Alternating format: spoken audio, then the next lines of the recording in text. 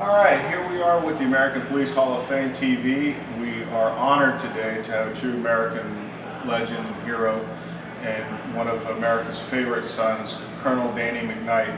Sir, I'd like to welcome you on behalf of the American Police Hall of Fame. Thank you so very much for taking your valuable time. I know you're a very busy man to come here.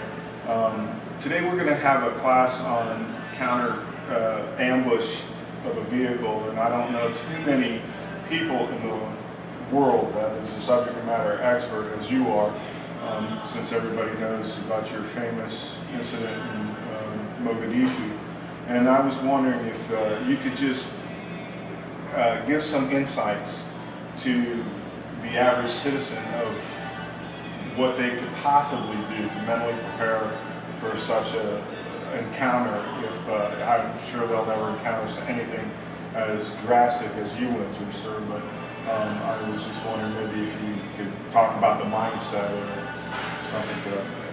Well, I think what you have to sort of look at is the fact that when we were preparing for that mission to go over there, nobody had really ever done convoy type things in that type of environment that we were going into. And I was fortunate because as a captain, I was a company commander of a mechanized unit, so I've been in vehicles before. So it wasn't like a total, but to prepare for that, it's exactly what you're going to be doing here. You're going to be presenting, ways for people to survive, and if they have to fight out of that. And if anybody comes here and says, oh, I know how to do that, I'd be very interested to talk to them to say, well, how do you know about that? And so what you're doing is really, really special to me to make people understand you need to be prepared for everything. And, that's hard to do, but the only way you can do it is training. We started out, I had 18 and 19-year-old kids, as you well know, that I promise you had never been in that situation, or that they were going to face. So what do? We do what you're doing here. We start out by training with the basics on if you encounter somebody approaching your vehicle, trying to take your vehicle, how do you react to it? And we learn to offload, unload, and you do it by training and practice. And I think then the first time it happened to us when we really got hit hard, and it wasn't that day of October 3rd and 4th, we had already encountered it. I saw people react exactly the way they were trained. So the key to it is you train the way you want to fight, because you're going to fight the way you train. And so when I read your flyer, for instance, for this training, it's all the basics, and that's what is important, is the basics. Well, I really appreciate that. I had a lot of good friends that you knew in on that engagement, and we lost some really good young men and great warriors over there. But what I decided after I retired from the military, I thought, that something needs to be done for civilians that caters to their needs and wants. So that's one of the things that we did in developing this.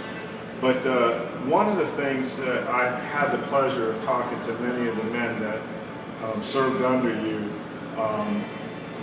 I asked them what was one of the things about Colonel McKnight that always inspired you. And the one thing that was a constant denominator, sir, over and over and over again, is that you were right there up front, always leading from the front. And I was wondering if you would just talk about, especially to our law enforcement audience, how important that is for the leadership in law enforcement community. Because there's a lot of times you just don't see that today in the law enforcement community. I was sort of raised along the way in my military career by some really great people, like retired Lieutenant General David E. Grange Jr. of Best Ranger competition fame, and American hero to say the least. And I worked for him, and I just sort of learned very simply. And I guess I even started when I was in school, because I was like the quarterback on the football team. So I was learning about leadership, and that's a big deal.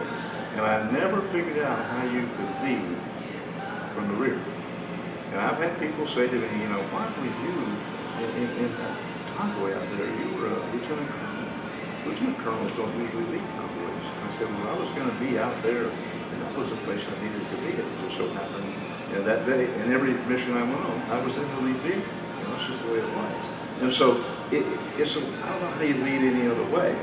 And when the fight's going on in the streets, the best thing you can do is be right beside your soldiers out there, because it makes a difference if they know you're there. If you're on the right, on the left, in front, or whatever. It's just like when the movie came out, you know, I had nothing to do with, you know, how I was portrayed, you know.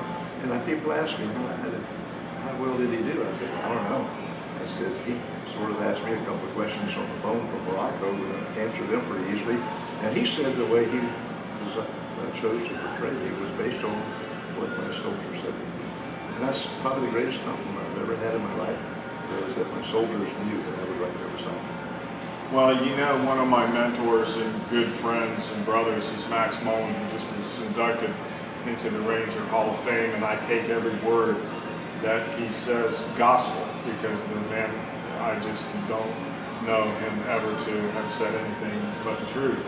And he exemplifies the thought that you're one of the greatest leaders that he'd ever had the pleasure of serving under. And he said, you did it the Ranger way. You led by example. And I think that is so lacking in today's leadership. And I think we're learning quite a bit. Colonel, I want to thank you so very much for coming to the American Police Hall of Fame. We want to thank you very much. And thank you for your valuable time.